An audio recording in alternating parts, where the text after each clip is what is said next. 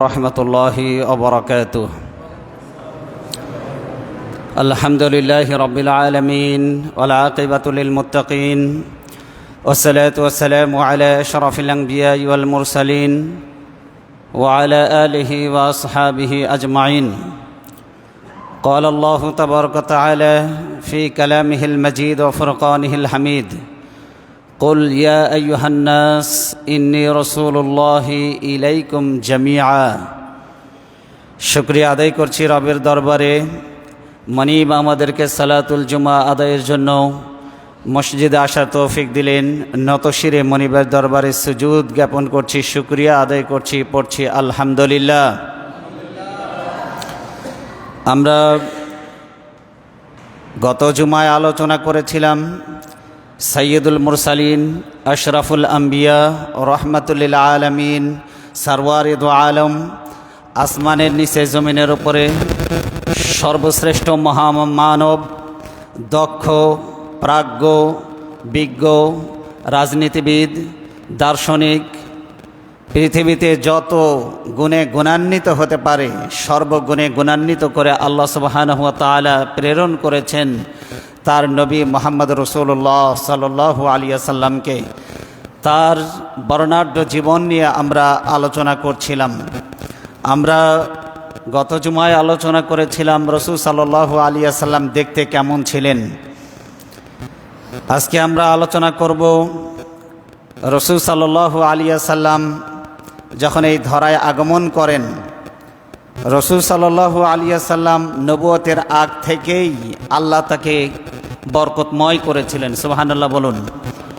কোরআন এবং হাদিসের আলোকে রাসূল সাল্লাল্লাহু আলাইহি ওয়াসাল্লামের মর্যাদা, সেই বিষয় নিয়ে আজকে আমরা কথা বলবো বিমাশিয়াতিল্লাহ বিইজনিল্লাহ বিফাদলিল্লাহ।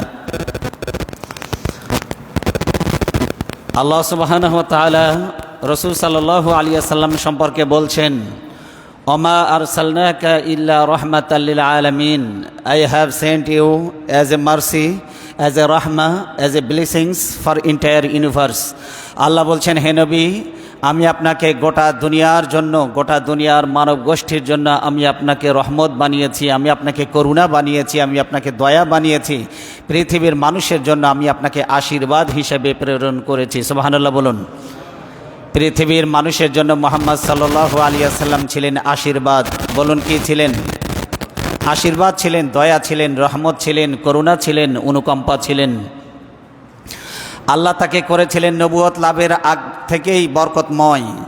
রাসূল সাল্লাল্লাহু আলাইহি ওয়াসাল্লাম নবুয়ত লাভ করেননি। তিনি যখন পৃথিবীতে এসেছেন শিশু অবস্থায়, বাচ্চা অবস্থায়, তখন থেকেই আল্লাহ তাকে রহমতের নবী, দয়ার নবী, বরকতের নবী করে প্রেরণ করেছেন। আসুন ইতিহাসের পাতা থেকে রাসূল সাল্লাল্লাহু আলাইহি ওয়াসাল্লাম কেমন বরকতময় নবী ছিলেন আমরা একটু দেখার চেষ্টা করি। রাসূল সাল্লাল্লাহু আলাইহি ওয়াসাল্লামের দুধ মা ছিলেন হালিমাতু সাদিয়া রাদিয়াল্লাহু তাআলা আনহা। হালিমা বিনতুল হারিস নাম কি ছিল? রাসূল সাল্লাল্লাহু আলাইহি ওয়াসাল্লামের দুধ মাতা, তার নাম কি ছিল? হালিমা বিনতুল হারিস। তিনি তার স্বামী হারিস ইবনে আব্দুল উজ্জাকে নিয়ে তিনি মক্কায় এসেছেন। কোথায় এসেছেন বলুন? তিনি বলছেন, আমরা মক্কায় রওনা হলাম। সেই সময়টা ছিল দুর্ভিক্ষের সময়। কিসের সময় ছিল বলুন? দুর্ভিক্ষের সময়। আমাদের কাছে পানাহারের জন্য কিছুই ছিল না। হালিমাতু সাদিয়া তিনি বলছেন, আমাদের সাথে উট ছিল, কিন্তু উট থেকে এক ফোঁটা দুধও আমরা সংগ্রহ করতে পারতাম না, কারণ গোটা এলাকাতে দুর্ভিক্ষ, বৃষ্টি নাই, ঘাস নাই, যার কারণে উটেরাও খেতে পারেনি। এই জন্য আমাদের উট ছিল, কিন্তু উটগুলো থেকে আমরা এক ফোঁটা দুধও সংগ্রহ করতে পারতাম না। হালিমাতু সাদিয়া রাদিয়াল্লাহু তাআলা আনহা তিনি বলছেন যে আমি আমার বাচ্চাদেরকে আমার ক্ষুধার্তের কারণে আমি আমার স্তন থেকে এক ফোঁটা দুধও আমার বাচ্চাদেরকে আমি দিতে পারতাম না। আমার স্তনে দুধ হতো না, আমার উটে কোনো দুধ ছিল না, আমার নিজের স্তনেও কোনো দুধ ছিল না যে আমি আমার বাচ্চাদেরকে যা দিয়ে আমি দুধ পান করাবো। তারা সারা রাত কাঁদতো এবং আমাকে কষ্ট দিত। রাতের বেলা সারা রাত বাচ্চারা ক্ষুধার যন্ত্রণায় কাঁদতো। কে বলছেন এই কথা? হালিমাতু সাদিয়া রাদিয়াল্লাহু তাআলা আনহা। তিনি বলছেন, আমাদের ঘরে দারিদ্রতা ছিল, অভাব ছিল, ক্ষুধা ছিল, কিন্তু আমাদের একটি সুন্দর ভবিষ্যৎ ছিল। আমরা সুন্দর একটি ভবিষ্যতের কামনা করতাম। যখন আমরা মক্কায় পৌঁছালাম তখন এমন কোনো মহিলা ছিল না যে মহিলার কাছে রাসূল সাল্লাল্লাহু আলাইহি সাল্লামকে প্রেরণ করা হয়নি, উপস্থাপন করা হয়নি। কিন্তু এই শিশু নবী মুহাম্মদ যেহেতু এতিম, কোনো মেয়ে লোক এই এতিম বাচ্চাকে নিতে রাজি হয়নি। রাসূল সাল্লাল্লাহু আলাইহি সাল্লামের দাদা আব্দুল মুত্তালিব তিনি তাঁবুর সামনে দাঁড়িয়ে তিনি বলছেন, ও মক্কার বাইরে থেকে আগত মহিলারা, ও দাম্পত্যরা, এই তাঁবুর মধ্যে একটা বাচ্চা আছে, নাম তার মুহাম্মদ, কিন্তু বাচ্চাটি হলো এতিম, তার পিতা নেই। তোমাদের কারো যদি দয়া হয় তাহলে তাকে লালন পালনের জন্য নিয়ে যেতে পারো। এতিম বাচ্চা শুনে কেউ তার তাঁবুর মধ্যে প্রবেশ করলো না, কেউ এই বাচ্চাকে নিতে রাজি হলো না। সবাই মুহাম্মদ সাল্লাল্লাহু আলাইহি সাল্লাম নামক এই এতিম বাচ্চাটিকে নিতে অস্বীকার করলো। কি করলো বলুন? অস্বীকার করলো। কারণ হালিমাতু সাদিয়া রাদিয়াল্লাহু তাআলা আনহা বলছেন, আমাদের ইচ্ছে ছিল, আমাদের আশা ছিল যে আমরা একটি শিশু মক্কা থেকে নিয়ে আসব, লালন পালন করব এবং বিনিময়ে তার পিতার কাছ থেকে আমরা ভালো একটা পারিশ্রমিক নেব। কিন্তু যার বাবা নেই তার মা আমাদেরকে কি আর পারিশ্রমিক দিতে পারবে? তার মা আমাদেরকে খুব ভালো পারিশ্রমিক দিতে পারবে না। এই জন্য আমরা শিশু মুহাম্মদকে নিতে অস্বীকৃতি জানালাম। আমাদের মন চাচ্ছিল না যে আমরা তাকে নিয়ে যাই। এখন আমি ব্যতীত হালিমাতু সাদিয়া বলছেন, আর কোনো মা ছিল না, আর কোনো মহিলা ছিল না যে এই এতিম বাচ্চাকে দুধ পান করানোর জন্য সম্মত হবে, রাজি হবে। কেউ এ বাচ্চাটিকে নিতে আসলো না, সবাই অস্বীকার করল। কিন্তু হালিমাতু সাদিয়া রাদিয়াল্লাহু তাআলা আনহা বলছেন, আমি কিছুতেই পছন্দ করলাম না যে আমি খালি হাতে আমি বাড়ি ফিরে যাব। তাই কিছু না পাওয়ার চাইতে ভাবলাম যে হোক না এতিম বাচ্চা, একেবারে খালি হাতে ফিরে যাওয়ার চাইতে একটি বাচ্চা নিয়ে যাওয়া তো কিছুটা ভালো হবে। তিনি তার স্বামীর সাথে পরামর্শ করলেন। স্বামীর সাথে পরামর্শ করলে স্বামীকে তিনি জানালেন যে আমি এই বাচ্চাটিকে বাড়ি নিয়ে যাব এবং আমি তাকে লালন পালন করাবো। হালিমাতু সাদিয়া রাদিয়াল্লাহু তাআলা আনহা বলছেন, আমি বাচ্চাটাকে নিয়ে আমাদের কাফেলায় আসলাম। তখন আমার স্বামী আমাকে জিজ্ঞাসা করলেন, তুমি কি বাচ্চাটি নিয়ে এসেছো? আমি বললাম, হ্যাঁ, আব্দুল্লাহর এতিম পুত্র মুহাম্মদকে আমি নিয়ে এসেছি। কিন্তু তুমি কি দেখেছো, বড় আশ্চর্যের বিষয়, কেউ যে বাচ্চাটিকে নিতে চাচ্ছিল না। আমি যখন তাঁবুর মধ্যে ঢুকে যখন এতিম বাচ্চা, এতিম বালক মুহাম্মদকে যখন আমার কোলে তুলে নিলাম, তখন আমার কাছে মনে হলো এটা কোনো মানুষের বাচ্চা নয়। আমার কাছে মনে হলো আকাশের পূর্ণিমার চাঁদটা আমার কোলে ধরা দিয়েছে। সুবহানাল্লাহি বিহামদিহি। আমি এই এতিম বাচ্চাকে কোলে নিলাম, আমি তার মহাব্বতে পড়ে গিয়েছি, আমি তার ভালোবাসায় পড়ে গিয়েছি। আমি আর কিছুতেই তাকে কোল থেকে নামিয়ে রাখতে পারলাম না। আমি এই এতিম বাচ্চাটিকে আমি নিয়ে এসেছি আমাদের কাফেলার সাথে। তখন স্বামী বলল, ঠিক আছে, নিয়ে এসেছো, ভালো করেছো। হতে পারে আল্লাহ সুবহানাহু ওয়া তাআলা এই বাচ্চার ওসিলায় আমাদেরকে উপকৃত করবেন, আল্লাহ আমাদেরকে বরকত দিয়ে ভরিয়ে দিবেন। সুবহানাল্লাহ বলুন। হালিমাতু সাদিয়া রাদিয়াল্লাহু তাআলা আনহা বলছেন, আমি বাচ্চাটিকে কোলে তুলে নিয়ে যখন আমি আমার স্তনটা তার মুখে দিলাম, আমি ছিলাম রোগাক্রান্ত, ক্ষুধা, পেটে খাবার নাই, বুকে দুধ নাই, কিন্তু শিশু মুহাম্মাদের মুখে যখন আমি আমার স্তনটি তুলে দিলাম, তখন আমার দুটি স্তন দুধে পরিপূর্ণ হয়ে গেল। সুবহানাল্লাহ। তখন এই এতিম বাচ্চা মুহাম্মদ সে আমার স্তন থেকে তৃপ্তি সহকারে দুধ পান করলো, এমনকি তার দুধ ভাইও সে তৃপ্তি সহকারে দুধ পান করলো। সুবহানাল্লাহি বিহামদিহি। রাতে আমার স্বামী দুধ দহন করার জন্য তিনি আমাদের যে উট রয়েছিল সেই উটে এক ফোঁটা দুধও ছিল না। কিন্তু আমার স্বামী যখন রাতের বেলায় দুধ দহন করার জন্য যখন বালতি নিয়ে যখন উটের কাছে গেল, তখন তার ওই উটের দুধ ওলান দুধে পরিপূর্ণ ছিল। সুবহানাল্লাহ। উটের স্তনটি দুধে পরিপূর্ণ হয়ে গিয়েছে। আমার স্বামী দুধ দহন করলো। উটের দুধ দহন করার পর আমরা পরিবারের সব সদস্যরা তৃপ্তি সহকারে আমরা দুধ পান করলাম। এই রাতটি ছিল আমাদের কাছে অত্যন্ত আরামের রাত, কারণ আমরা তৃপ্তি সহকারে ঘুমিয়ে গেলাম। আমাদের সন্তানেরা তৃপ্তি সহকারে খেয়ে তারাও ঘুমিয়ে গেল, আমাদের পরিবারের প্রত্যেকটি সদস্য পরিতৃপ্ত হয়ে গেলাম। এরপরে সকালবেলায় যখন শিশু মোহাম্মদকে নিয়ে যখন রওনা দিলাম, যে উট খেতে না পেরে রোগাক্রান্ত হয়েছিল, দুর্বল হয়ে গিয়েছিল, সেই দুর্বল উটের পিঠে যখন আমরা চড়ে বসলাম, তখন মনে হলো যত উট আমাদেরকে পিছনে ফেলে তারা সামনে রওনা দিয়েছিল, এই উট বিদ্যুতের গতিতে সমস্ত উটগুলিকে পিছনে ফেলে আমার উটটা আগে দৌড়ে যেতে ছুটে যেতে শুরু করে দিল। সকলের উটকে পিছনে ফেলে সামনে যখন দ্রুত বেগে যখন ছুটে যাচ্ছিল, তখন অন্যান্য মহিলারা, দাম্পত্যরা যারা বাচ্চা নেওয়ার জন্য মক্কায় আগমন করেছিল, তারা বলল, হে হালিমা বিনতুল হারেস, হে হারেসের কন্যা হালিমা, এই কি তোমার সেই উট যেই উটে চড়ে তুমি মক্কায় এসেছিলে? বলল, আল্লাহর কসম, এটা সেই উট যেই উঠে চড়ে আমি মক্কায় এসেছিলাম, কিন্তু তোমার উট তো জীর্ণ শীর্ণ ছিল, ক্ষীণকায় ছিল, খর্বকায় ছিল, যে হাঁটতে পারছিল না ভালোভাবে, কিন্তু আমাদের তরতাজা শক্তিশালী উটকে পিছনে ফেলে কিভাবে তোমার উট দ্রুত গতিতে আমাদেরকে পিছনে ফেলে ছুটে চলে যাচ্ছে? হালিমাতুস সাদিয়া রাদিয়াল্লাহু তাআলা আনহা তিনি বললেন, আল্লাহ এমন এক সন্তান আমাদেরকে কোলে দিয়েছেন যার কারণে রহমতের সমস্ত দরজা আমাদের জন্য, আমাদের পরিবারের জন্য আল্লাহ উন্মুক্ত করে দিয়েছেন। হালিমাতুস সাদিয়া রাদিয়াল্লাহু তাআলা আনহা তিনি বলেন, আমি যখন শিশু মোহাম্মদকে নিয়ে যখন বাড়িতে এলাম, বাড়িতে আসার পর ছাগলগুলি, কুয়ায় পানি ছিল না, কুয়ার মধ্যে এসে দেখি কুয়ায় পানি পরিপূর্ণ হয়ে গিয়েছে। গাছে ফল ছিল না, গাছের ফলনগুলি বেড়ে গেল।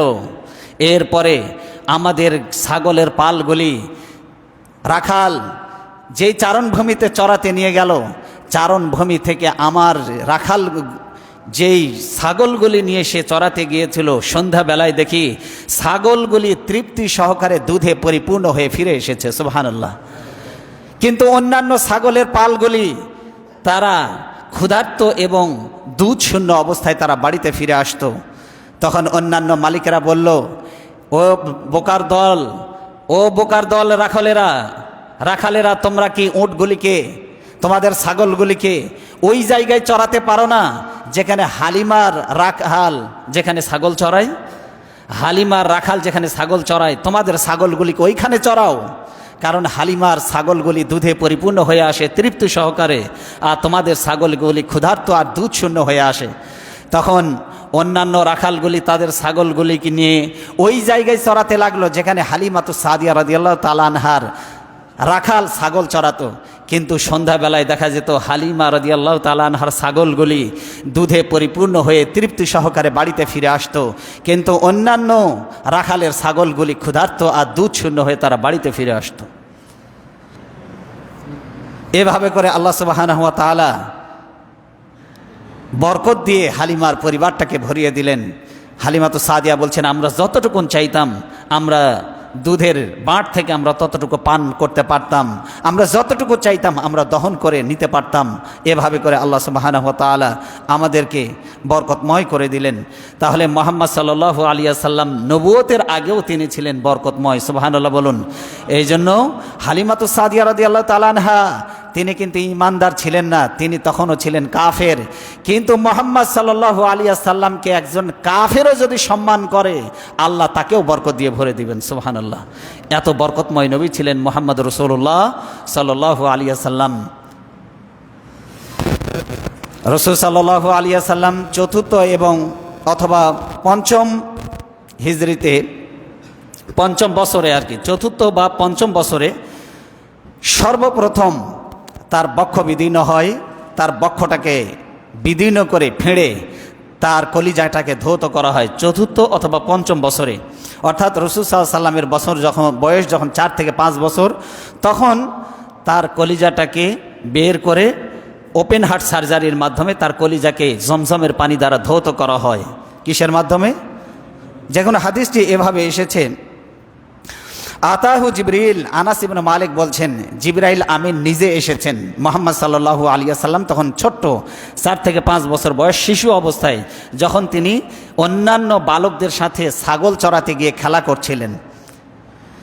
তিনি অন্যান্য বালকদের সাথে যখন খেলা করছিলেন সেই সময় জিবরিল আমিন রাদিয়াল্লাহু তাআলা জিবরিল আলাইহিস সালাম তিনি আসলেন, এসে কি করলেন, ফা আখাযাহু ফাসারাহু, তিনি তাকে ধরে ফেললেন এবং ফাশাক্কা আলা কালবিহি, তিনি তার বুকটাকে ফেঁড়ে ফেললেন।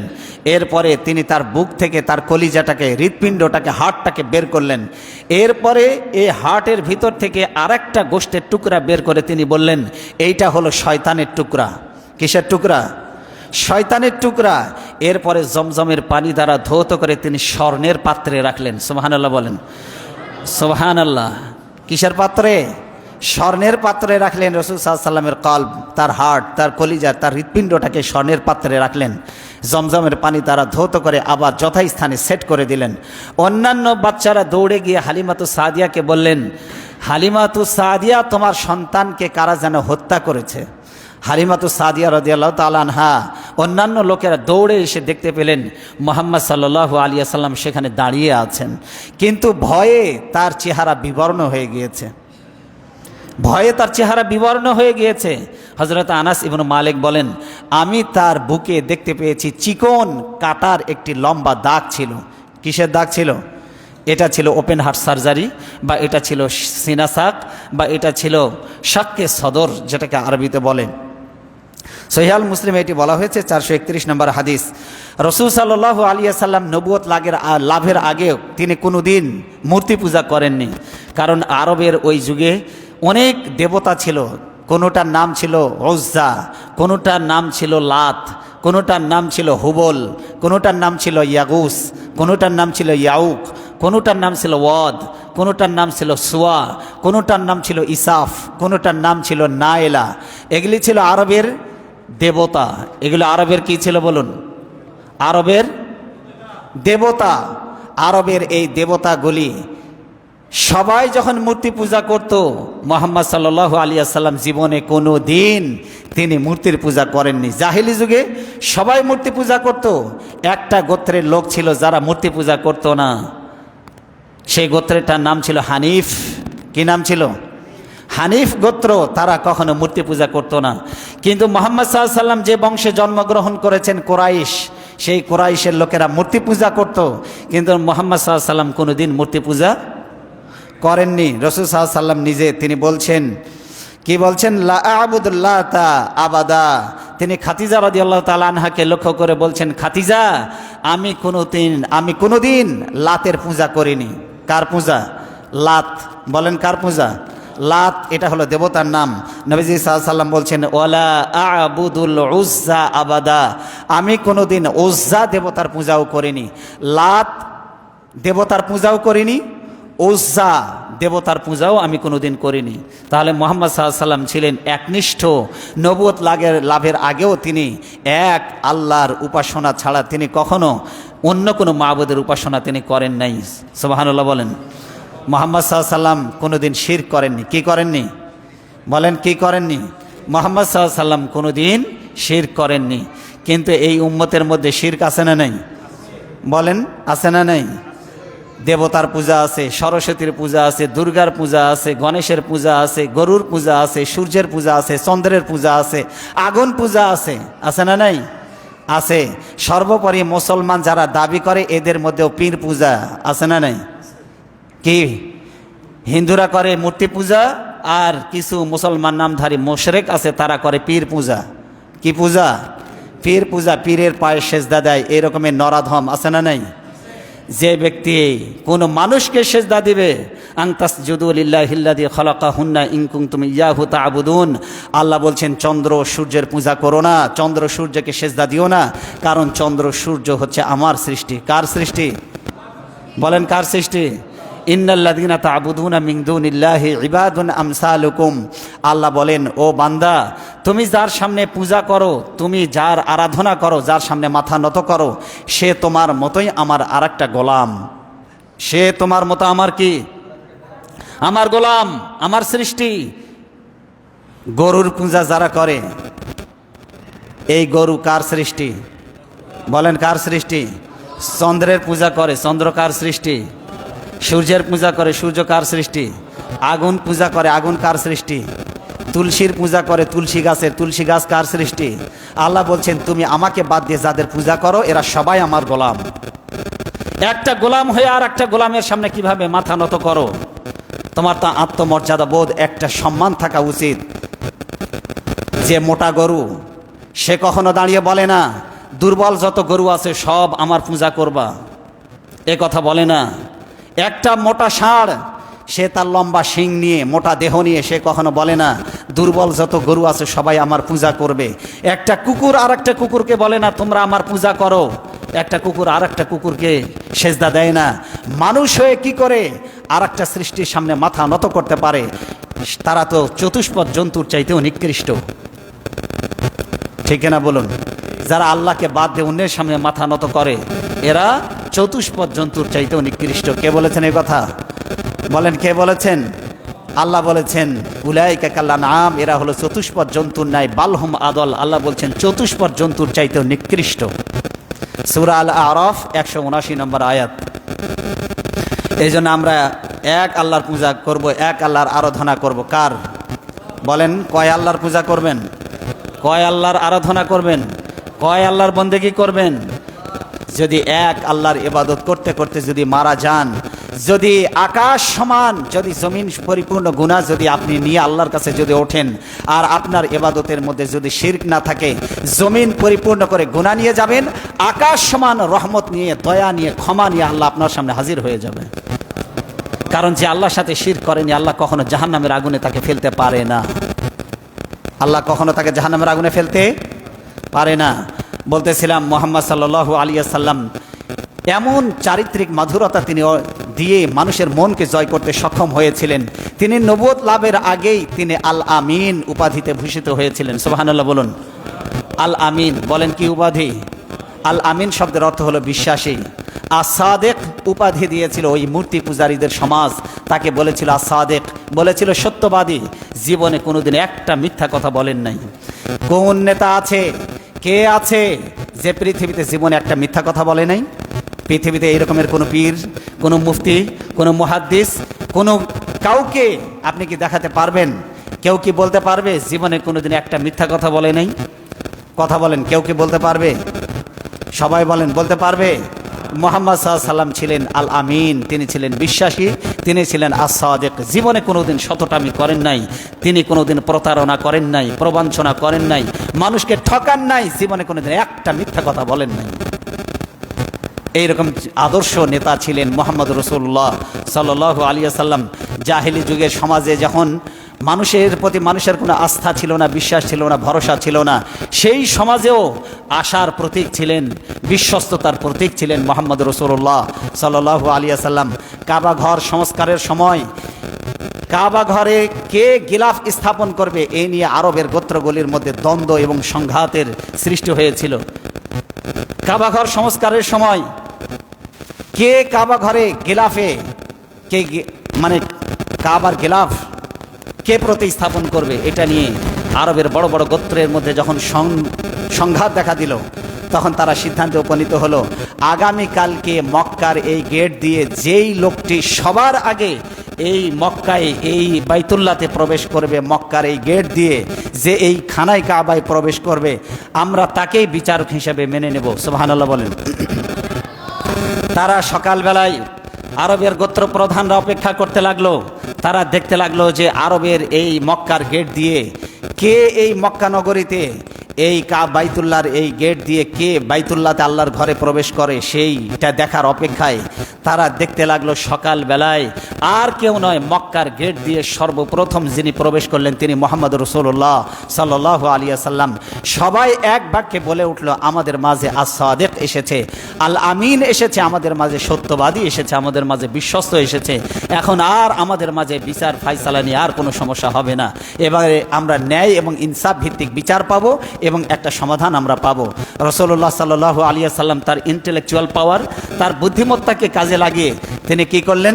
বললেন কাবার গিলাফ, তিনি কাবার এই পাথর কে স্থাপন করবে এটা নিয়ে তোমাদের মতবিরোধ দেখা দিয়েছে, একটা কাপড় নিয়ে আসো। একটা কাপড় নিয়ে এসে এরপরে তিনি কি করলেন? হাজরে আসওয়াদ পাথরটাকে কাপড়ের মাঝখানে রাখলেন। কারণ হাজরে আসওয়াদ পাথর যারা লাগাবে তারা মনে করতো যে এটা হলো সম্মান মর্যাদার প্রতীক।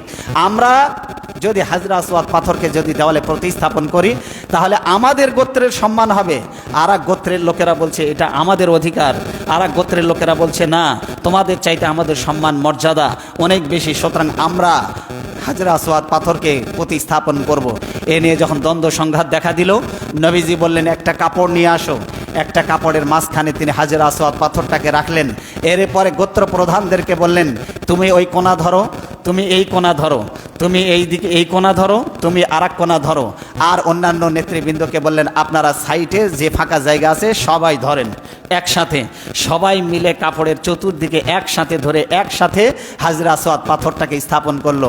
এখন কেউ কি বলতে পারবে যে হাজরা আসওয়াদ পাথর শুধু আমরাই স্থাপন করেছি নাকি সবাই মিলে? এখান থেকে রাসূল সাল্লাল্লাহু আলাইহি ওয়াসাল্লামের একটা কৌশল পাওয়া যায় সমাজ সংস্কারে। যেখানে আপনি দেখবেন যে বিভেদের প্রাচীর তৈরি হচ্ছে, সেখানে আপনি সবাইকে ওই কাজে কি করবেন? অংশগ্রহণ করানোর চেষ্টা করবেন। এককভাবে কোনো কাজের কৃতিত্ব নিতে চেষ্টা করবেন না। সবাইকে মনে করবেন যে এটা জনগণের বিজয়, এটা জনগণের কাজ, জনগণ করেছে, আমরা সবাই মিলে করেছি। এইটা যখন বলবেন তখন দেখবেন আর কোনো বাধা থাকবে না। কিন্তু আপনি যদি বলেন কেউ করে নাই, শুধু আমি করেছি, তখন দেখবেন ভেজাল পাকায় যাবে, তখন দেখবেন দ্বন্দ্ব সংঘাত তৈরি হয়ে যাবে। যেমন জুলাই আন্দোলন যেটা হলো, এখন এক এক দল দাবি করতেছে আমরাই হলাম মাস্টার মাইন্ড। এখন নিজেরা নিজেরা মারামারি লেগে গেছে, কে mastermind? No, mastermind এককভাবে কেউ নয়। এখানে দাবি করতে হবে আমরা সবাই মিলে দেশকে কি করেছি? এগিয়ে নিয়েছি। আমরা সবাই মিলে লড়াই করেছি। ৭১ সালে কেউ যদি বলে আমরা এককভাবে শুধুমাত্র বিজয় ছিনিয়ে এনেছি, নো, এখানে বলতে হবে বাংলার আপামর জনতা তারা তাদের রক্ত দিয়ে দেশকে স্বাধীন করেছে, ঠিক কিনা? তাহলে আর কোনো সংঘাত থাকবে না। কিন্তু এককভাবে কেউ যখন করে কৃতিত্ব দাবি করতে যাবে, তখন অন্য দল, অন্য পথ, অন্য মতের মানুষ সেটা মানবে না, ঠিক কিনা? এই জন্য রাসূল সাল্লাল্লাহু আলাইহি ওয়াসাল্লামের এটা একটা কৌশল। রাসূল সাল্লাল্লাহু আলাইহি ওয়াসাল্লাম সবাইকে কাজে অংশগ্রহণ করিয়েছেন, ঠিক কিনা বলেন? রাসূল সাল্লাল্লাহু আলাইহি ওয়াসাল্লামের এই কৌশলটা নেতাদেরকে নিতে হবে। আপনারা যারা সমাজে নেতৃত্ব দেন, জনগণকে কৃতিত্ব দিতে চেষ্টা করবেন, সবার অংশগ্রহণ নিশ্চিত করবেন, তাহলে একটা সমাজ সুন্দর হবে, ঠিক কিনা বলেন? কিন্তু এককভাবে কোনো কাজের কৃতিত্ব যদি দাবি করেন, তখনই সমাজে দ্বন্দ্ব এবং সংঘাত দেখা দেবে। রাসূল সাল্লাল্লাহু আলাইহি ওয়াসাল্লাম ছোট্ট অবস্থায় তিনি যে নবী, এই নবুয়তের স্বীকৃতি শুধুমাত্র কোরআন দিয়েছে তা নয়, বরং পূর্বে যত কিতাব এসেছে সমস্ত কিতাবে মুহাম্মদ সাল্লাল্লাহু আলাইহি ওয়াসাল্লামের নবুয়তের প্রমাণ দেওয়া হয়েছিল। সমস্ত কিতাবে নবুয়তের প্রমাণ হিসাবে মুহাম্মদ সাল্লাল্লাহু আলাইহি ওয়াসাল্লাম দেখতে কেমন, তার পরিবারের, তার বাবার নাম কি হবে, তার মায়ের নাম কি হবে, তার বংশ কেমন হবে, তার গঠন, দৈহিক গঠন কেমন হবে, সব কিছুর বিস্তারিত বিবরণ অন্যান্য কিতাবে, তাওরাতে দেওয়া হয়েছিল, ইনজিলে দেওয়া হয়েছিল, অন্যান্য সকল আসমানি কিতাবে মুহাম্মদ সাল্লাল্লাহু আলাইহি ওয়াসাল্লামের বিস্তারিত বিবরণ এসেছে। খেয়াল করুন, মনোযোগ আছে আপনাদের?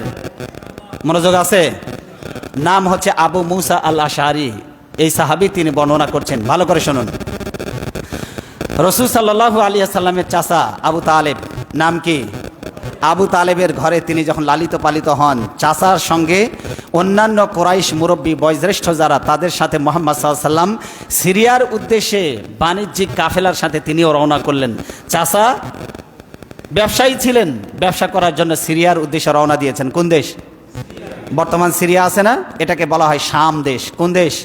শাম। হাদিসে বলা হয়েছে শাম, কিন্তু বর্তমান নাম হচ্ছে সিরিয়া। তো মক্কা থেকে সিরিয়ায় রওনা দিয়েছে, অন্যান্য নেতৃবৃন্দ রওনা দিয়েছে, সাথে মুহাম্মদ সাল্লাল্লাহু আলাইহি ওয়াসাল্লাম কৈশোর অবস্থায় তিনি চাচার সঙ্গে বাণিজ্যিক কাফেলার উদ্দেশ্যে রওনা দিয়েছেন। কিন্তু রওনা দিয়ে তিনি যখন সিরিয়ার বসরা নামক এলাকায় যখন পৌঁছে গেলেন, কোন এলাকা বলেন? বসরা। বলেন কোন শহর? বসরা শহর পর্যন্ত তিনি যখন পৌঁছে গেলেন, তখন সেখানে গিয়ে চাচা আবু তালেব তিনি কাফেলাকে বললেন, তোমরা এখানে যাত্রা বিরতি করো, এখানে যাত্রা বিরতি করো। যাত্রা বিরতি দেওয়া হলো। কাফেলার সদস্যরা যখন তাদের উটগুলি থেকে যখন তাদের মাল সামানাগুলি যখন নামাচ্ছিল, সেই সময় একজন ব্যক্তি ওখানে এলো, তার নাম, তিনি ছিলেন পাদ্রী। তিনি কি ছিলেন? পাদ্রী। তার নাম ছিল বুহাইরা। বলেন কি নাম ছিল? বুহাইরা। পাদ্রী মানে আমাদের ধর্মীয় গুরুদেরকে বলা হয় আলেম। কি বলা হয়? আলেম। আর তাওরাতের পণ্ডিত যারা তাওরাত ইনজিলের পণ্ডিত, হজরত ঈসা আলাইহিস সালামের উপরে, হজরত মুসা আলাইহিস সালামের উপরে যে কিতাব নাজিল হয়েছে, ওই কিতাবের পণ্ডিত যারা, আলেম যারা, তাদেরকে বলা হয় পাদ্রী। কি বলা হয়? পাদ্রী। ওইখানে বুহাইরা নামক একজন পাদ্রী এসে, সে মনে হচ্ছে কি যেন একটা কাফেলার মধ্যে খুঁজতেছে, মনে হয় কি যেন একটা খুঁজতেছে।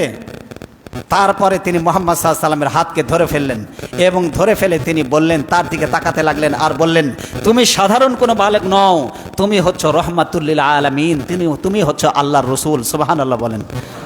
অথচ বয়স মাত্র 13-14 বছর বয়স, বলছে তুমি আল্লাহর রসুল, তুমি রহমাতুল লিল আলামিন, তুমি সাধারণ কোনো বালক নও, তুমি অসাধারণ বালক। অন্যান্য কাফেলার সদস্যরা তারা তখন বলল, আপনি কি করে বুঝলেন যে এই বালকটি আল্লাহর রসুল, তিনি রহমাতুল লিল আলামিন? তখন সে বলল যে আমি দেখেছি, আমি ওখান থেকে লক্ষ্য করছিলাম, আমি এর আগে কখনো এই দিক দিয়ে বহু কাফেলা গিয়েছে, কিন্তু আমি কোনো কাফেলার সাথে যোগাযোগ করিনি, আমি কোনো কাফেলার কাছে যাইনি, কিন্তু আমি এই কাফেলাকে দেখেছি। এই কাফেলা যখন রওনা হয়ে যখন যাচ্ছিল, তখন আমি দেখতে পেয়েছি এখানে একজন বালক আছে, যে বালকের মাথার উপরে আকাশের মেঘ ছায়া দিতে দিতে সে আসতেছিল। সুবহানাল্লাহ। আকাশের মেঘ তার মাথার উপরে ছায়া দিয়ে আসতেছিল, আমি দেখেছি। আর আমি লক্ষ্য করলাম যে আকাশের মেঘমালা শুধু নয়, পাথরগুলি এবং গাছগুলি ওই বালকের সম্মানে তারা সেজদায় পতিত হচ্ছিল। আমি গাছগুলিকে দেখতে পেয়েছি, তারা সেজদায় পড়ে যাচ্ছিল ওই বালককে দেখে। আর আমি তাওরাতে পড়েছি, মুহাম্মদ শেষ জামানার নবী ছাড়া পাথর এবং গাছ কোনোদিন তার সামনে সেজদা দেবে না। আমি এও পড়েছি, আকাশের মেঘমালা ছাড়া, ওই বালকটি ছাড়া আকাশের মেঘমালা কাউকে ছায়া দিয়ে নিয়ে যাবে না।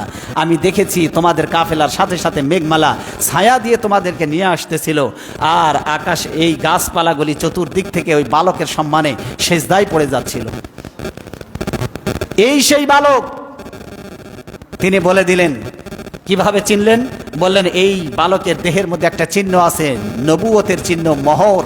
আল্লাহ তাকে সিল মেরে দিয়েছেন। মুহাম্মদ সাল্লাল্লাহু আলাইহি ওয়াসাল্লামের সাথে নবুয়তের মোহর দেওয়া ছিল। কি? মুহাম্মদ সাল্লাল্লাহু আলাইহি ওয়াসাল্লামের পিছনের দিকে দুই কাঁধের হাড়ের নিচে কবুতরের ডিমের ন্যায় এক ধরনের শক্ত হাড্ডির টুকরা ছিল। সুবহানাল্লাহ বলেন। শক্ত হাড্ডির টুকরা, এটা ছিল মোহরের নবুয়ত বলা হয়। এই চিহ্ন মুহাম্মদ সাল্লাল্লাহু আলাইহি ওয়াসাল্লাম ছাড়া অন্য কারো, কোনো বালকের মধ্যে থাকবে না। তিনি তার পিঠ বের করে দেখলেন যে ওখানে শক্ত কবুতরের ডিমের ন্যায় একটা হাড্ডির টুকরা বেরিয়ে আছে। তার মানে তিনি বললেন, এই হচ্ছে সেই নবী। কিন্তু তোমরা আমাকে বলো, খাবারের ব্যবস্থা করলেন ওই পাদ্রী। তিনি খাবারের ব্যবস্থা করে সবাইকে যখন দাওয়াত দিলেন, আহ্বান জানালেন খাবারের জন্য, তখন দেখলেন মুহাম্মদ সাল্লাল্লাহু আলাইহি ওয়াসাল্লাম তিনি ছাগল চড়াচ্ছিলেন, উট চড়াচ্ছিলেন, কাফেলার ওই উটগুলিকে পানি খাওয়াচ্ছিলেন। তিনি মুহাম্মদ সাল্লাল্লাহু আলাইহি ওয়াসাল্লামকে কাছে ডাকলেন, তখনও দেখলেন যে মাথার ওপরে ওই বালকটি, মোহাম্মদ, শিশু বালক মোহাম্মদ যখন এলো, আকাশের মেঘগুলি আস্তে আস্তে তার ওপরে চলে আসলো। তখন আকাশের মেঘের দিকে লক্ষ্য করে বুহাইরা বলল, এই যে দেখো, আকাশের মেঘ তার মাথার উপরে ছায়া দিয়ে আছে, আর মোহাম্মদ ছাড়া আকাশের মেঘ কারো উপরে ছায়া প্রদান করবে না। শিশু মুহাম্মদ সাল্লাল্লাহু আলাইহি ওয়াসাল্লাম তার বিস্তারিত বিবরণ তাওরাতে এইভাবে দেওয়া হয়েছিল। তাওরাতের বর্ণনায় আরও এসেছে, ভালো করে শুনুন। ওই বুহাইরা তিনি আরো বললেন যে এই যুবকের অভিভাবককে, এই কাফেলার সদস্যরা তারা বলল, এই বালকের অভিভাবক হচ্ছে চাচা আবু তালেব। তাকে দেখিয়ে দেওয়া হলো। বুহাইরা বলল, আল্লাহর কসম, তোমরা এই বালকটিকে নিয়ে পারস্যে যেও না, কারণ পারস্যের লোকেরা যদি জানতে পারে, তারা হন্যে হয়ে তাকে খুঁজছে, তারা জানতে পারলে এই বালকটিকে তারা হত্যা করবে। তুমি এই বালককে নিয়ে আর সামনে যাওয়ার চেষ্টা করো না, তুমি দ্রুত এই বালকটিকে পাঠিয়ে দাও, মক্কা নগরীতে ফেরত পাঠাও। এই কথা বলতে না বলতেই 7 জন, পারস্য থেকে 7 জন সৈন্যবাহিনী এসে হাজির, ওই কাফেলা ঘেরাও করে ফেলেছে। কয়জন? 7 জন বাহিনী এসে ঘেরাও করে ফেলেছে। বুহাইরা বলল, তোমরা কারা? বলছে, আমরা পারস্য থেকে এসেছি, আমরা জানতে পেরেছি এই শহরে একজন বালকের আবির্ভাব হয়েছে, সে অনাগত নবী, সে ভবিষ্যতে নবী হবে। সে কোথায়? আমরা জানতে পেরেছি এই পথ দিয়েই সেই বালকটি আসতেছে, এই পথ ধরেই সেই বালকটি যাচ্ছে। সেই বালকটি কই, আমাদের হাতে তুলে দাও। বুহাইরা তখন বলল, আল্লাহ যদি কোনো ইচ্ছে করেন, কোনো পরিকল্পনা যদি গ্রহণ করেন, তাহলে আল্লাহর পরিকল্পনাকে বাতিল করে দেওয়ার ক্ষমতা কি তোমাদের আছে? তখন ওই 7 জন সেনা সদস্য তারা বলল না নেই। ওই বুহাইরার কথা শুনে ওই 7 সদস্য তারা ওই পাদ্রীর অনুগত হয়ে গেল। তারা তখন তার হাত দিয়ে বায়াত গ্রহণ করলো এবং শিশু মুহাম্মদ সাল্লাল্লাহু আলাইহি ওয়াসাল্লামকে মক্কা ফেরত পাঠাতে তারা সাহায্য করলো। ওই 7 জন চাইলে তারা শিশু মুহাম্মদকে হত্যা করতে পারত, কিন্তু ওই 7 জন সেনা সদস্যকে আল্লাহ সুবহানাহু ওয়া তাআলা তাদের মনটাকে নরম করে বুহাইরার অনুগত করে দিলেন। ফলে তারা আর শিশু মুহাম্মাদের দিকে হাত বাড়ায়নি। তিনি আল্লাহর কসম দিয়ে বললেন যে এই যুবককে নিয়ে, এই তরুণকে নিয়ে তোমরা আর সামনে বেরো না, তোমরা চলে যাও, মক্কায় ফেরত পাঠাও তাকে। এরপরে শিশু মুহাম্মদ সাল্লাল্লাহু আলাইহি ওয়াসাল্লামকে সিরিয়ার ওই বসরা শহর থেকে আর সামনের দিকে নিয়ে যাওয়া হয়নি, তাকে পাঠিয়ে দেওয়া হলো মক্কায়। কোথায় পাঠিয়ে দেওয়া হলো বলেন? কোথায় পাঠিয়ে দেওয়া হলো? মক্কায়। শিশু মুহাম্মদ সাল্লাল্লাহু আলাইহি ওয়াসাল্লামকে আর তারা সামনে নিয়ে যায়নি। মুহাম্মদ সাল্লাল্লাহু আলাইহি ওয়াসাল্লাম ছিলেন এমন নবী, যেই নবী সমাজ সংস্কারের আগের থেকেই তিনি ছিলেন সমাজ সংস্কারের, তিনি ছিলেন একজন আদর্শ নেতা। সুবহানাল্লাহ বলেন। সমাজ সংস্কারক ছিলেন। তিনি কি কি কাজ করতেন? যারা নেতা হতে চান ভবিষ্যতে, যারা এমপি হতে চান, মন্ত্রী হতে চান, চেয়ারম্যান হতে চান, তাদেরকে রাসূল সাল্লাল্লাহু আলাইহি ওয়াসাল্লামের এই আদর্শগুলি আপনারা ভালো করে ফলো করুন। কেউ নেতা হতে চাইলে, সমাজে যদি নেতৃত্ব দিতে চান, এই কাজগুলি করবেন। রাসূল সাল্লাল্লাহু আলাইহি ওয়াসাল্লাম কী কাজ করতেন দেখেন, হাদিসটি শুনুন। যখন রাসূল সাল্লাল্লাহু আলাইহি ওয়াসাল্লামের সাথে হীরা গুহায় যখন জিবরাইলের দেখা হয়েছে, কার দেখা বলেন? কার দেখা? জিবরাইল আলাইহিস সালাম, জিবরাইল আমিনকে যখন রাসূল সাল্লাল্লাহু আলাইহি ওয়াসাল্লাম যখন দেখেছেন, তিনি এত বড় দেখেছেন তাকে। রাসূল সাল্লাল্লাহু আলাইহি ওয়াসাল্লাম সশরীরে জিবরাইল আমিনকে কয়েকবার দেখেছেন। জিবরাইল আমিন হযরত মুহাম্মদ সাল্লাল্লাহু আলাইহি ওয়াসাল্লাম হীরা গুহায়, তিনি কে যেন বলছে মুহাম্মদ, তিনি বাঁ দিকে ঘুরলেন, দেখেন কেউ নাই। আবার ডাকছে মুহাম্মদ, ডান দিকে তাকিয়ে দেখেন কেউ নাই। বলছে মুহাম্মদ, পিছনের দিকে তাকিয়ে দেখেন তাও কেউ নেই। কে ডাকে? ওপরের দিকে তাকিয়ে দেখেন আকাশটা ছেয়ে গেছে একজন ব্যক্তির দেহের কারণে। আকাশ দেখা যাচ্ছে না, এত বড় বিশাল দেহের একজন ব্যক্তি শূন্যে ভাসমান অবস্থায় চেয়ারের উপরে বসা। সেটা কে ছিল? জিবরিল। গোটা আসমানটা তার দেহের কারণে ঢেকে গিয়েছে। কত বড় দেহের অধিকারী! এই অবস্থা দেখে মুহাম্মদ সাল্লাল্লাহু আলাইহি ওয়াসাল্লামকে দেখে তিনি বেহুশ হয়ে জমিনের উপরে পড়ে গিয়েছেন। এরপরে জিবরিল আমিন মানুষের আকৃতিতে এসে তাকে জাগালেন, বুকের সাথে জড়িয়ে ধরে তিনি বললেন, পড়ো। মা আনা বিকারিন, আমি পড়তে পারি না, আমি পড়তে জানি না। আবার বুকের সঙ্গে নিয়ে চাপ দিলেন, বললেন পড়ো, ইকরা, পড়ো। বললেন আমি মা আনা বিকারিন, আমি পড়তে জানি না, আমি পড়তে পারি না। আবার বুকের সঙ্গে জড়িয়ে ধরে যখন তৃতীয়বার যখন চাপ দিলেন, বললেন ইকরা বিসমি রাব্বিকাল্লাযী খালাক, খালাকাল ইনসানা মিন আলাক। এরপরে সূরা আলাকের প্রথম 5 আয়াত নাজিল হয়। এটাই ছিল জিবরিল আমিনের সাথে সর্বপ্রথম রসুলের সাক্ষাৎ। সুবহানাল্লাহ বলেন। এই 5 আয়াত যখন নাজিল হলো, রসুল সাল্লাল্লাহু আলাইহি ওয়াসাল্লাম এত বড় বিশাল দেহের ফেরেশতাকে দেখে তিনি ভয় পেয়ে গিয়েছেন। কি হয়েছে বলেন? ভয় পেয়েছেন। খাদিজা রাদিয়াল্লাহু তাআলা আনহার কাছে এসে, বাড়িতে এসে তিনি বললেন, জাম্মিলুনি, জাম্মিলুনি, আমাকে চাদর দিয়ে ঢেকে দাও, আমাকে চাদর দিয়ে ঢেকে দাও। তিনি বললেন, আহ খাদিজা, আমি আমার জীবন সম্পর্কে আশঙ্কা বোধ করছি, আমি ভয় পেয়েছি, আমাকে চাদর দিয়ে ঢেকে দাও। খাদিজা রাদিয়াল্লাহু তাআলা আনহা তখন তিনি কি বললেন ভালো করে শুনুন। স্বামীকে তার চরিত্রের সার্টিফিকেট দিচ্ছে স্ত্রী। বলেন কে সার্টিফিকেট দিচ্ছে? স্ত্রী তার চরিত্রের সার্টিফিকেট দিয়ে তাকে সান্ত্বনা দিচ্ছে। কি সান্ত্বনা? ভালো করে খেয়াল করুন। ফাকাল আল খাদিজাতা, ফাকালা খাদিজাতু, খাদিজা রাদিয়াল্লাহু তাআলা আনহা তিনি বললেন, ফাকালাত খাদিজাতু, খাদিজা রাদিয়াল্লাহু তাআলা আনহা বললেন, কে বললেন? কাল্লা, কখনো নয়, আল্লাহি মা ইখজিকাল্লাহু আবাদা, আল্লাহ আপনাকে কখনো অপমানিত করবেন না। সুবহানাল্লাহ বলুন। কে সান্ত্বনা দিচ্ছে? স্ত্রী বলছে, খাদিজা রাদিয়াল্লাহু তাআলা আনহা, আল্লাহ আপনাকে অপমানিত করবেন না। স্ত্রী সান্ত্বনা দিচ্ছে। স্বামী যদি ভেঙে পড়ে, হতাশ হয়, যদি চরম দুর্দশায় যদি পড়ে যায়, একজন নেককার স্ত্রীর দায়িত্ব হলো স্বামীর পাশে শক্ত হয়ে দাঁড়ানো। ঠিক কিনা বলুন? খাদিজা রাদিয়াল্লাহু তাআলা আনহা, ফাকালাত খাদিজাতু, খাদিজা রাদিয়াল্লাহু তাআলা আনহা তিনি বলছেন, কাল্লা, কখনো নয়, মা ইখজিকাল্লাহু আবাদা, আল্লাহ আপনাকে অপমানিত করবেন না হে মুহাম্মদ সাল্লাল্লাহু আলাইহি ওয়াসাল্লাম। কেন অপমানিত করবেন না? ইন্নাকা লা তাসিলুর রিহমা, সুবহানাল্লাহ বলেন। আপনি আত্মীয়দের হক আদায় করেন। কি আদায় করেন? মুহাম্মদ সাল্লাল্লাহু আলাইহি ওয়াসাল্লাম নবুয়ত লাভের আগেই তিনি আত্মীয়দের হক আদায় করতেন। 2 নম্বরে কি করতেন? ওয়া তাহমিলুল কাল্লা, তিনি বলছেন আপনি সব সময় সত্য কথা বলেন, আর কি করেন? ওয়াত্তাকসিবুল মাদুম, অভাবী এবং গরিব মানুষদেরকে আপনি সাহায্য করেন। অভাবী গরিব মানুষদেরকে আপনি সাহায্য করেন। আর কি করেন? নবীজি সাল্লাল্লাহু আলাইহি ওয়াসাল্লামকে বলছেন যে ওয়াত্তাকসিবুল মাদুম, আপনি অসহায়দের সহায় হন। আপনি অসহায়দের সহায় হন। অসহায়রা যখন অসহায় হয়ে যায়, আপনি তখন প্রাচীরের মতো তাদের সামনে আপনি দাঁড়িয়ে যান সাহায্যের জন্য। তিনি কি কি গুণের কথা বলছেন ভালো করে খেয়াল করুন। শিশু মুহাম্মদ সাল্লাল্লাহু আলাইহি ওয়াসাল্লাম থেকে তিনি যখন যৌবনে পদার্পণ করেছেন, তখন তিনি এই কাজগুলি করতেন। কি কি কাজ? এক নম্বরে তিনি আত্মীয়দের সাথে সম্পর্ক রক্ষা করতেন। এক নম্বরে কি বলুন? তাহলে আপনারা আমরা কি করতে হবে? আত্মীয়দের সাথে সুসম্পর্ক রাখতে হবে। দুই নম্বরে তিনি কি করতেন? সত্য কথা বলতেন। কি করতেন বলেন? দুই নম্বরে সত্য কথা বললেন। এরপরে তিনি কি করতেন? ওয়াত্তাকসিবুল মাদুম, তিনি অভাবী গরিব মানুষদেরকে সাহায্য করতেন, অসহায়দের সহায় হতেন। তার মানে রাসূল সাল্লাল্লাহু আলাইহি ওয়াসাল্লাম একদিনে নেতা হননি। নেতা হওয়ার জন্য তিনি গরিব মানুষদের পাশে দাঁড়াতেন, অসহায়দের পাশে দাঁড়াতেন, সম্বলহীনদের পাশে দাঁড়াতেন। অসহায় যারা তাদের পাশে দাঁড়িয়ে তিনি সাহায্য করতেন। সুবহানাল্লাহ বলেন। এরপরে কি করতেন? নবীজির আরও একটা গুণ ছিল, জাহেলি যুগে তিনি এই কাজগুলি করতেন। ওয়াত্তাকরি উদ্দাইফা, তিনি মেহমানের মেহমানদারি করতেন। সুবহানাল্লাহ বলেন। তিনি মেহমানের কি করতেন? মেহমানদারি করতেন। আরবের লোকেরা এমনিতেই তারা মেহমানদারিতে পটু ছিল। আপনি যত বড় দুশমন হন, যদি আপনি বাড়িতে যান, আপনার জন্য তার জীবনের সবচেয়ে দামি সঞ্চয় উট, ঘোড়া, ভেড়া, ছাগল যা আছে আপনার মেহমানদারির জন্য তারা জবাই করে দেবে। রাসূল সাল্লাল্লাহু আলাইহি ওয়াসাল্লাম জাহেলি যুগে এই কাজগুলি করতেন। মেহমানের মেহমানদারি তিনি করতেন। ওয়াত্তাকরি উদ্দাইফা ওয়াতুইনু আলা নওয়াইবিল হক। আর তিনি কি করতেন?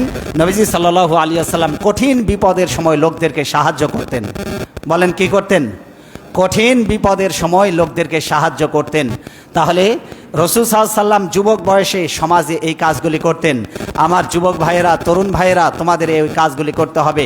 অসহায় মানুষদের পাশে দাঁড়াতে হবে, দুর্বলদের পাশে দাঁড়াতে হবে, সাহায্য সম্বলহীন মানুষ যারা তাদের সাহায্যের জন্য এগিয়ে আসতে হবে, মেহমানের মেহমানদারি করতে হবে, আত্মীয় স্বজনের হক আদায় করতে হবে, সত্যাশ্রয়ী হতে হবে। সত্য কথা বলতেন মুহাম্মদ সাল্লাল্লাহু আলাইহি ওয়াসাল্লাম, জীবনে কখনো মিথ্যা কথা বলতেন না। তার মানে সমাজ সংস্কারে নেতৃত্ব দিতে গেলে মুহাম্মদ সাল্লাল্লাহু আলাইহি ওয়াসাল্লাম নেতা ছিলেন না? ছিলেন না? বলেন। কিন্তু নেতা কি একদিনে হয়েছে না? এই ভালো কাজগুলি করতে করতে তারপরে নেতা হয়েছে। ভালো কাজ করতে করতে নেতা হয়েছে। নেতা মানে এই না জনগণের সম্পদ চুরি করে খাওয়া, জনগণের সম্পদ লুটে পুটে খাওয়া, জনগণের উপরে অত্যাচার করা, এগুলি নেতার কাজ নয়। নেতার কাজ হলো বিপদের মুহূর্তে অসহায়দের পাশে দাঁড়ানো। ঠিক কিনা? জনগণ যখন আক্রান্ত হয়, জনগণের পাশে থেকে জনগণ, নেতা মানে জনগণের খাদেম, জনগণের চাকর। নেতা মানে কি বলেন? ইসলামের একটা মৌলিক নীতিমালা হচ্ছে সাইয়্যিদুল কওমি খাদিমুহুম। যে যত বড় নেতা সে তত বড় সম্মানীয় ব্যক্তি নয়, সে তত বড় জনগণের চাকর। বলেন কি? ইসলাম বলেছে জনগণের চাকর। আর আমরা মনে করি নেতা মানে ওরে বাবারে, তার কাছে যাইতে গেলে 10টা স্তর পার করা লাগবে, সহজে নেতার দেখা পাওয়া যাবে না। এইরকম। আপনি কি রাসূলুল্লাহ চাইতে বড় নেতা?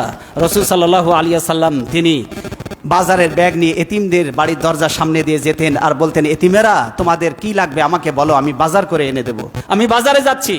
অসহায় মানুষদের বাড়ির সামনে দিয়ে যেতেন আর বলতেন, ও অসহায়রা, ও এতিমেরা, ও বিধবারা, তোমাদের কার কি লাগবে আমাকে বলো, আমি বাজারে যাচ্ছি, বাজার থেকে তোমাদের এই প্রয়োজনগুলি আমি কিনে এনে তোমাদের বাড়ির দরজায় পৌঁছে দেব। এটা ছিল নেতা। নেতা মানে দরজায় দরজায় গিয়ে নক করবেন, জনগণের কি প্রয়োজন জনগণের দোর গোড়ায় আপনি সেবা পৌঁছে দেবেন। এটাই ছিল মুহাম্মদ রাসূলুল্লাহ সাল্লাল্লাহু আলাইহি ওয়াসাল্লাম। এই জন্য আমরা বলি নামাজের মধ্যে আল্লাহুম্মা সাল্লি আলা সাইয়্যিদিনা, বলি না? সাইয়্যিদিনা মানে কি? আমাদের নেতা। আমাদের নেতার নাম কি? মুহাম্মদ সাল্লাল্লাহু আলাইহি ওয়াসাল্লাম। অনেকে বলে, হুজুর আপনারা মুহাম্মদ সাল্লাল্লাহু আলাইহি ওয়াসাল্লামকে নেতা বলেন, নেতার অসম্মান হয় না? মুহাম্মদ সাল্লাল্লাহু আলাইহি ওয়াসাল্লামকে কি নেতা বলা যায়? তার মানে ধারণা হলো আমাদের সমাজের নেতারা যেমন খারাপ, তিনি তার মনের মধ্যে ধারণা এই যে নেতা বলে মুহাম্মদ সাল্লাল্লাহু আলাইহি ওয়াসাল্লাম মনে হয় ওই রকমই নেতা। আমাদের নেতাদের মতো কি চরিত্র নাকি মুহাম্মদ সাল্লাল্লাহু আলাইহি ওয়াসাল্লামের? বলেন, কথা বলেন। মুহাম্মদ সাল্লাল্লাহু আলাইহি ওয়াসাল্লামের চরিত্র অনুসরণ করা উচিত পৃথিবীর সব নেতাদের, ঠিক কিনা? এই জন্য মুহাম্মদ সাল্লাল্লাহু আলাইহি ওয়াসাল্লাম সাইয়্যিদুল মুরসালিন, আশরাফুল আম্বিয়া, রহমাতুল লিল আলামিন। তিনি তার সম্পর্কে অমুসলিমরা পর্যন্ত সম্মানজনক উক্তি করেছে। ইতিহাসের পাতায় দেখুন, আপনি মহাত্মা গান্ধীর নাম শোনেন নাই? মহাত্মা গান্ধী ব্রিটিশ খেদাও আন্দোলনের পুরোধা, father of the nation of India, যাকে জাতির নেতা বলা হয়, যাকে জাতির পিতা বলা হয়, ভারতের জাতির পিতা, সেই মহাত্মা গান্ধী পর্যন্ত তিনি বলেছেন, I have scan a lot of biography, but the biography of Muhammad সাল্লাম was an unique unparallel and fantastic biography of an ever read. আমি পৃথিবীতে যত মনীষীর জীবনী পড়েছি, এর মধ্যে সর্বশ্রেষ্ঠ মনীষীর জীবনী হচ্ছে মোহাম্মদ রাসূলুল্লাহ সাল্লাল্লাহু আলাইহি সাল্লামের জীবনী। আপনি জর্জ বার্নার্ড শো, যেটা বিসিএস এর সিলেবাসে ইংরেজি সাহিত্যে পড়ানো হয়, সেই জর্জ বার্নার্ড শো তিনি বলেছেন, I studied him, a wonderful man, in my opinion, for Antichrist must be called the safe of your humanity. তিনি বলেছেন, পৃথিবীর সবাই মোহাম্মদ সাল্লাল্লাহু আলাইহি সাল্লামকে তারা বলে মোহাম্মদ সাল্লাল্লাহু আলাইহি সাল্লাম নাকি দুর্নীতি করেছেন, মোহাম্মদ সাল্লাল্লাহু আলাইহি সাল্লাম নাকি সন্ত্রাসী, আর আমি তো বলি মোহাম্মদ সাল্লাল্লাহু আলাইহি সাল্লাম হচ্ছেন পৃথিবীর ত্রাণকর্তা, পৃথিবীর মহামানব, অবিসংবাদিত নেতা। কি নেতা? অবিসংবাদিত নেতা। অমুসলিমরা মোহাম্মদ সাল্লাল্লাহু আলাইহি সাল্লাম সম্পর্কে এই কথা বলেছেন। A ranking of the most influential persons in history of the world, 100 মনীষীর জীবনী নিয়ে আজ বই রচিত হয়েছে। সেই 100 মনীষীর তালিকা মোহাম্মদ সাল্লাল্লাহু আলাইহি সাল্লামের নাম সবার আগে, সুবহানাল্লাহ বলেন। ওখানে মাইকেল এইসার্টের জীবনী আছে, ওখানে ঈসা আলাইহিস সালামের জীবনী আছে, জর্জ বার্নার্ড শোর জীবনী ওখানে আছে, পৃথিবী কাঁপানো মনীষীদের জীবনী আছে। কিন্তু সবার আগে কোন নেতার নাম? সবার আগে কোন মনীষীর নাম? মোহাম্মদ সাল্লাল্লাহু আলাইহি সাল্লাম। আর এই জাতি মোহাম্মদ সাল্লাল্লাহু আলাইহি সাল্লামকে পাওয়ার পরে, এমন একজন নেতা পাওয়ার পরে, তার আদর্শ বাদ দিয়ে কার আদর্শ গ্রহণ করে? দুর্ভাগ্য, কপাল পোড়া জাতি। কেউ বলে আমাদের আদর্শ রবীন্দ্রনাথ। কিসের আদর্শ তোমার রবীন্দ্রনাথ? মুসলমানের সন্তান কেন বলবে আমার আদর্শ রবীন্দ্রনাথ? তোমার যদি এতই রবীন্দ্রনাথ হতে মন চায়, তাহলে একটা ধুতি পরো, চুলগুলো সেটে একটা টিকি রাখো, নিজেকে মালাউন বলে ঘোষণা দাও, তোমার জানাজা আর কেউ পড়বে না। মুসলমানের সন্তান পরিচয় দেয় আমি রবীন্দ্রনাথের সৈনিক। লজ্জা থাকা উচিত। এই জন্য আপনার আমার নেতা মোহাম্মদ রাসূলুল্লাহ সাল্লাল্লাহু আলাইহি ওয়াসাল্লাম, আপনার আমার আদর্শ কে? সবাই বলেন, কে আদর্শ? আজ থেকে কখনো বলবেন না আমার আদর্শ অমুক নেতা, আমি অমুকের সৈনিক। নো, আপনি আল্লাহর গোলাম, মোহাম্মদ সাল্লাল্লাহু আলাইহি ওয়াসাল্লামের সৈনিক, মোহাম্মদ সাল্লাল্লাহু আলাইহি ওয়াসাল্লামের উম্মত আপনি। আল্লাহ আমাদেরকে এমন মহান নবীর আদর্শ এবং চরিত্র ধারণ করার তৌফিক দান করুন। আমরা যেন সব সময় মোহাম্মদ সাল্লাল্লাহু আলাইহি ওয়াসাল্লামকে, তার আদর্শ আমরা যেন অনুকরণ করতে পারি। আল্লাহ আমাদেরকে তৌফিক দান করুন, বলেন আমিন। হাযা মা ইনদি ওয়াল ইলমু ইনদাল্লাহ আলাইহি তাওয়াক্কালতু ওয়া ইলাইহি উনীব। যারা সুন্নাত পড়ে নাই, সুন্নাত পড়ে নেবেন। এটা একটু বন্ধ করে দিন, এটা বন্ধ করুন।